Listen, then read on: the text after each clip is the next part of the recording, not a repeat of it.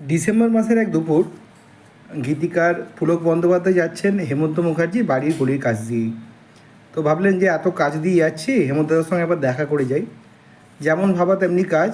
হেমন্তদার বাড়িতে উপস্থিত। হেমন্তদা দেখে বললেন, আরে পুলক, অনেক দিন বাদে এলে, কী ব্যাপার, তোমার তো আর দেখাই পাওয়া যায় না, একটা পুজোর গান টান লেখো আমার জন্য। তো পুলকবাবু বললেন, এই তো সবে ডিসেম্বর মাস দাদা, পুজো তো এখন ঢের দেরি। তো বললেন, না না, তুমি একটা লেখো, এই বছর পড়লেই সবাই এসে পুজোর গানের জন্য রিকোয়েস্ট করবে, কাকে বারণ করব?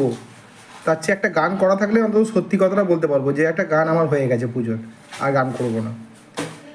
আর তুমি এত পুলকবাবু বুঝলেন যে আজ আর ছাড়ার পাত্র নয়, উনি একটা গান লিখেই ছাড়বেন। তো হেমন্তদা আরও বললেন যে কতদিন বাদে এলে, একটু বসো, এত ছটফট করো না, অনেক কথা বলার আছে তোমার সঙ্গে। এই কথা বলা আর পুলকবাবুর মাথার মধ্যে সঙ্গে সঙ্গে নতুন গানের একটা সৃষ্টি হয়ে গেল। সঙ্গে সঙ্গে বসে পড়লেন কাগজ আর পেন নিয়ে এবং চটপট লিখে ফেললেন সেই কালোজয়ী গান।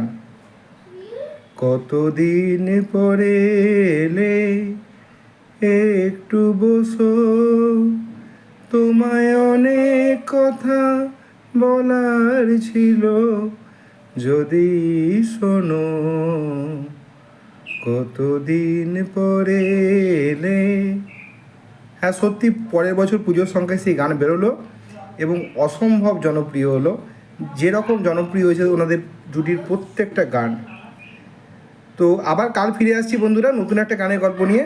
আর যদি ভালো লাগে ভিডিওটাকে প্লিজ একটু লাইক করে দেবেন, আর চ্যানেলটা সাবস্ক্রাইব করবেন এবং শেয়ার করে দেবেন আমাদের আত্মীয় বন্ধু বান্ধবদের মধ্যে। অনেক ধন্যবাদ।